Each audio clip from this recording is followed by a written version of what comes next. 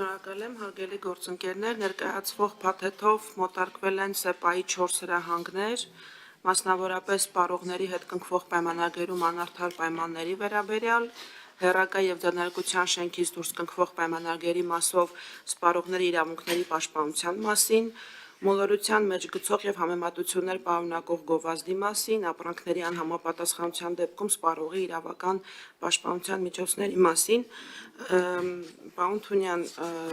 իհարկե կարող եմ նախագիծը մանրամասն նորից ներկայացնել, բայց հաշվի առնելով այն հանգամանքը, որ քննարկվել է առաջին ընթերցումամբ ընդունվել է և ըստ էության առաջարկներ պատգամավորների կողմից չունենք, առաջարկներ ստացել ենք ազգային ժողովի փորձագիտական և վերլուծական վարչության կողմից, որոնք հիմնականում տեխնիկական բնույթի են և առանձին դրույթների շտկմանն ու հստակեցմանն են ուղղված, դրանց մեծ մասը ընդունվել են, չեն ընդունվել միայն մի քանի դիտարկումներ այն պատճառով, որոնք որ վերաբերվում են այն հանգամանքին, որ մոտարկման որոշ դեպքերում մենք ունենք լիարժեք մոտարկման պարտավորություն և որևէ փոփոխություններ կատարելու իրավասություն չունենք։ Պիտի նշեմ, որ նախագծերի փաթեթում լրացվել է նաև նոր նախագիծ տնտեսական մրցակցության և սպառողների շահերի պաշտպանության մասին օրենքում փոփոխություն կատարելու մասով, որով առաջարկվում է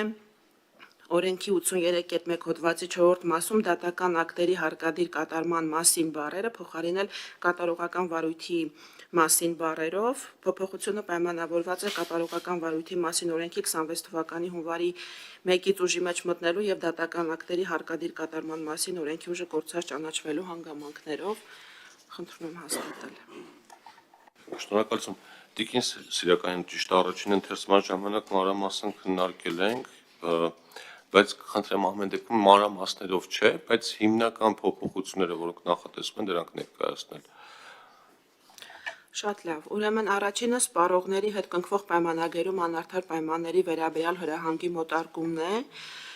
որի դեպքում սպառողների հետ կնքվող պայմանագրերում չեն կարող ներառվել անարդար բնույթի պայմաններ, խոսքը գնում է այնպիսի պայմանների մասին, երբ սպառողը ելնելով իր շահերից չէր ընդունի այդ պայմանը, եթե հնարավորություն ունենար մասնակցելու պայմանագրի պայմանների որոշմանը,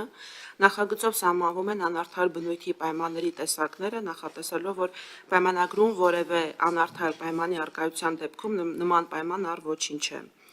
Մոլորության մեջ գցող և համեմատություններ պարունակող գովազդի մասին հրահանգի մոտարկման արդյունքում սահմանվում են մոլորության մեջ գցող գովազդի և համեմատություններ պարունակող գովազդի հասկացությունները, դրա մոլորեցնող լինելու հանգամանքները, համեմատություններ պարունակող գովազդի թույլատրելի դեպքերը։ Հեռակա և ձեռնարկության շենքից դուրս կնքվող պայմանագրերի մասով սպառողների իրավունքների պաշտպանության մասին հրահանգի մոտարկման դեպքում կներդրվի հեռակա և ձեռնարկության շենքից դուրս կնքվող պայմանագրերի ինստիտուտը